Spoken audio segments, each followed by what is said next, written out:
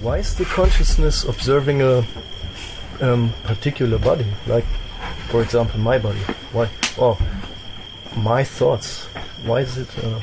Why am I not saying like only consciousness? You say why consciousness is observing a particular body, my thoughts. My also implies what? When you say my thoughts also, the my implies me. Who is me? Who is the one?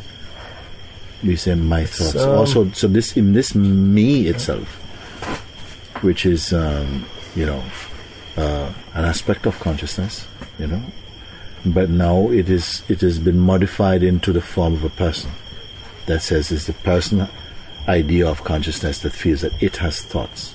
Actually, nobody has thoughts. Somebody has thoughts is really also a thought, but it's very, very difficult to understand this thing. If you identify as a person, it seems totally appropriate to say, yes, but these are my thoughts and so on.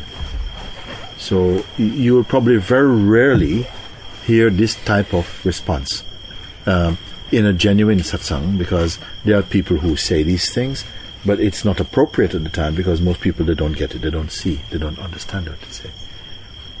You say, why is a consciousness? Why doesn't it just stay as consciousness all the time? Well, it does. But at the same time, it's observing.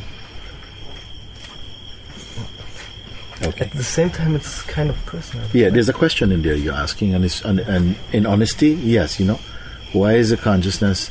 Yet it is impersonal, yet it seems to be involved in the drama of a personal life or something. It's observing it, or It seems to observe it while there is still some interest that the person is true. When it knows that the person is not true, observing of life is not quite the same thing anymore, because it's non-consequential. It has no particular. You see. While we have the notion that we are a person, observing of life and feeling of a life and all the different shades and colors of existence, it becomes important. Once you are clear as to what your nature is, that you are the consciousness, not a belief, by the way, it is just clear. Then interest in observing life and making sense of things just drops away, in fact. Now, where are we positioned to understand this? Either it becomes a very smooth and liberating understanding, or it becomes more complex and confusing, depending on where you place your identity. If your identity is placed in the person, it will just somehow seem like it goes over your head. You don't quite catch what that means. But as soon as it is grasped that, but actually, the sort of person, the person feeling that is happening inside his body is a sort of self-portrait that consciousness paints of itself as a person. Not just the object of the person, but the whole psychological portrait of what the person means, you see.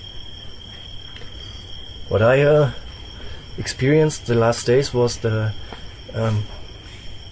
I was constantly observing my thoughts, and they were not really mattering anymore so much. Okay.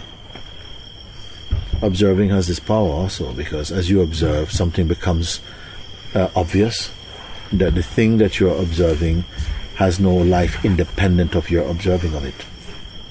It actually just seeps into the consciousness that, wait a minute, it just loses its force, in fact. Yeah. You see, as you observe. When you don't observe, what tends to happen is that you either deliberately, consciously or unconsciously accept the thoughts to be you or yours. When you observe, it becomes almost impossible to find the one who owns any thought. As soon as I realize the ever-present, I don't have to actively observe, because observing naturally occurs. Yes.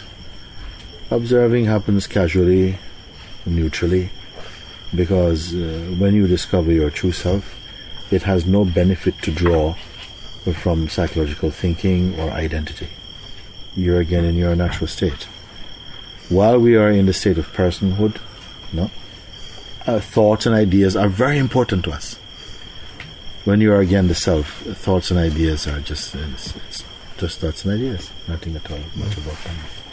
The person itself, which is a construct of also thoughts, memory, identity, and so on, is an aspect of consciousness, but it is a distortion of consciousness. You see, and it is never stable. It is always it's an amoeba. It's always changing shape somehow. It's not constant. You see, at a certain point, this also is noticed, and when that is noticed, just somehow, almost effortlessly, you are slipping into the position as the observer of the person. Yeah. You see, it's not an intellectual thing. It's almost chemical. You somehow find that the sense of person just has a little attraction. You see, just you're into a space, which is like space, and a calmness is there.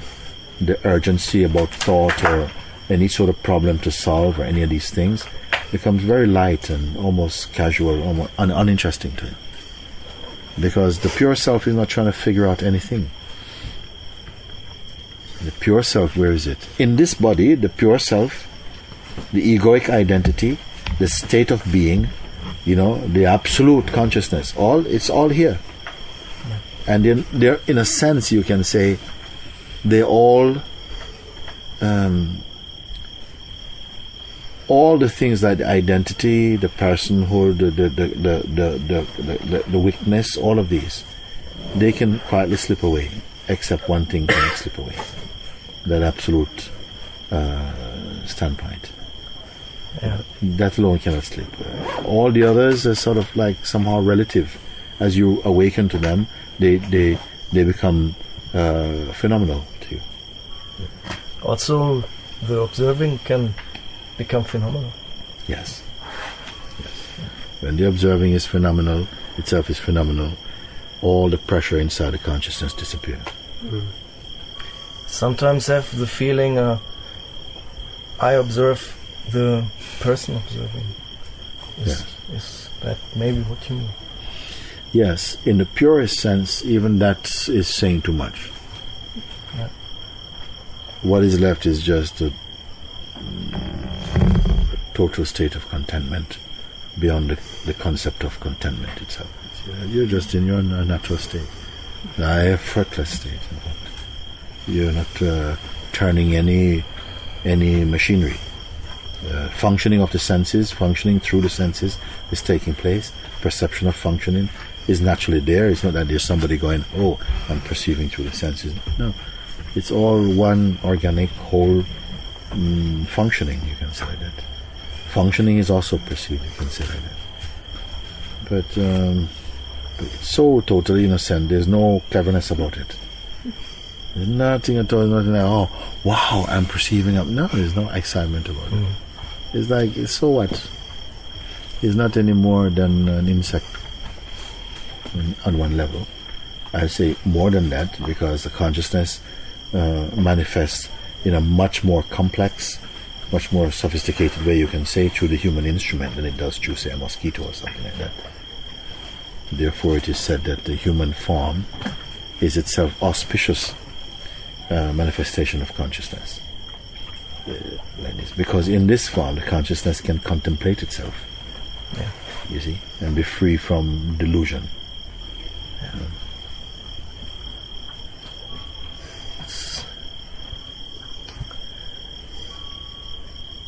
What I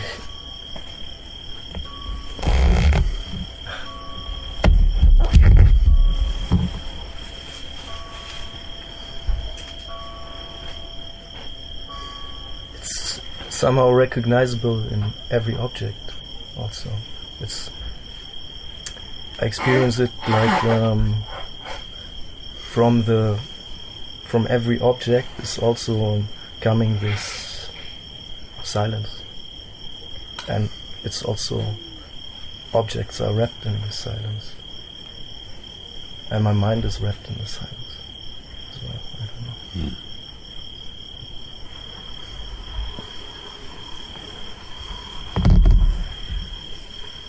You must be coming into a very beautiful space of joy if you come to such an observation. A lightness, an ease,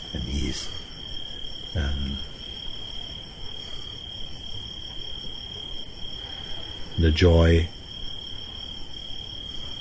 of not being responsible for the functioning of the universe. That things are simply unfolding because the senses are there, and we have no fight with the senses because they're not offensive to the being. It's part of the... In fact, you may say you enjoy the diversity of consciousness's expressions, because now they cause no injury. They're not creating disharmony. All these kind of concepts, they become meaningless. In fact, it's one totality functioning, you can say.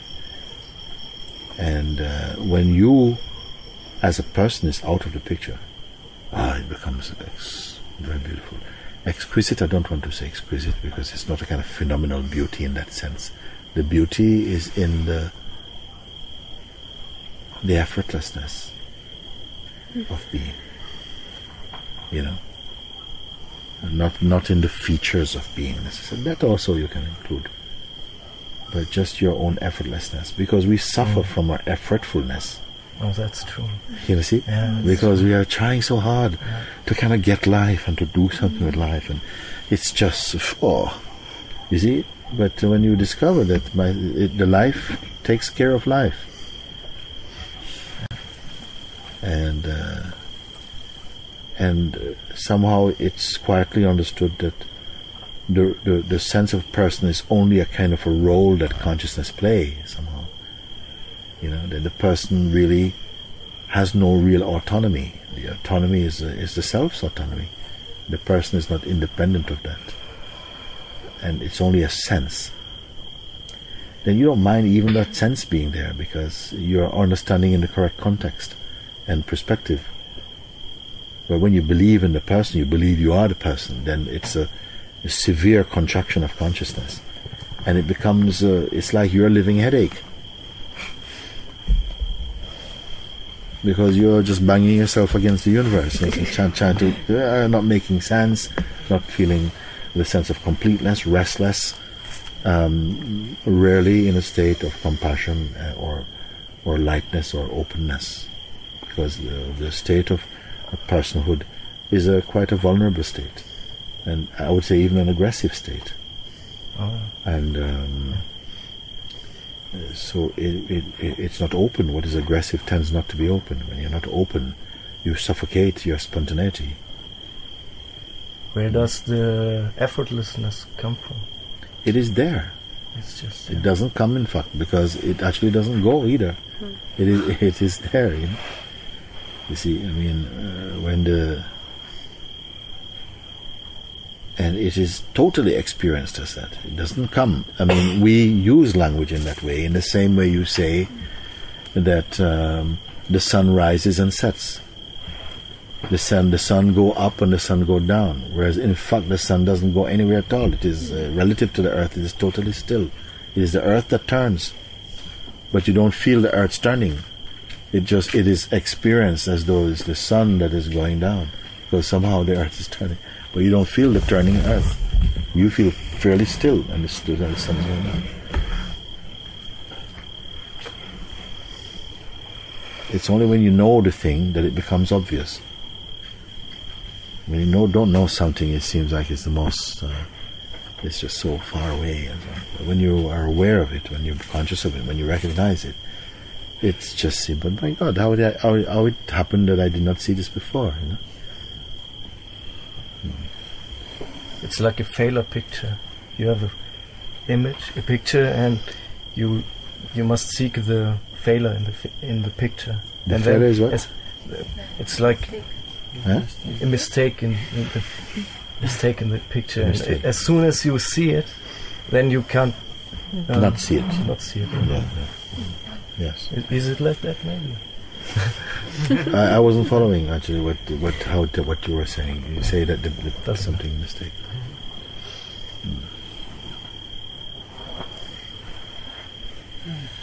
Everything is fine when you're not there. When you, as a kind of personal identity, is not there. And there seems to be a fear about that, because in the absence of the sense of you, the sense of you feels. But what is there? I mean, it's like what an unfair sacrifice to give up all this joy and all of this wonder and all of this. You see, but it is not like that at all. The ego. It is like the fingernail that hides the sun. How can a fingernail hide the sun? You see, it is when you identify with it, it seems to be everything. Everything comes to me. Once you see what it is, it's just a bubble in the universe. See, when you believe it's what you are, it seems that it's just as like, but what will I be without this? And when you realize yourself, you say, oh my God, how could I imagine I am that? And this is the difference. All the time you are the self, but it carries the label of being the person, and it lives in the notion of being the person. If I say you're really happy but you're not aware, so actually, experientially, you're not happy. But actually, when you realize your true self, the happiness is there. Where did it come from? It was always there. But the mind interpreted it a certain way, and you are living in the interpretation of your mind. I don't know how useful these things I'm talking about is. I don't know.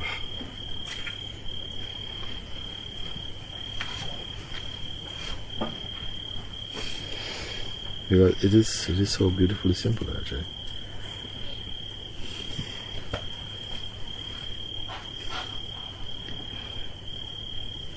And it's doing it. Everybody's in labor with themselves. Everybody is somehow giving birth to themselves. Some births are very easy, Flip. Another one is just pure trouble. Another one, if it's too difficult, it has to be cesarean or something. But the baby has to come at some point. And the baby is you. I don't know how good an example that is. Somebody makes kind of sense in me. And you're the midwife. I'm the midwife.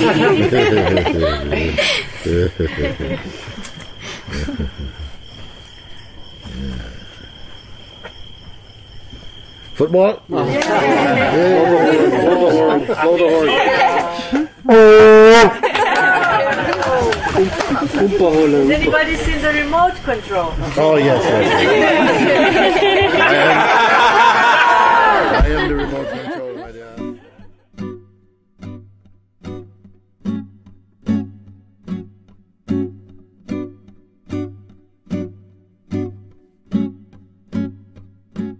And I give thanks and praises to the Most High, Jah Rastafari, Lord of creation. All thanks and praises due to Jah Rastafari, fire burn illusion. Give thanks and praises to the Most High, Jah Rastafari, love is thy fragrance. All thanks and praises due to Jah Rastafari, dispel all delusion. All thanks and praises due to Jah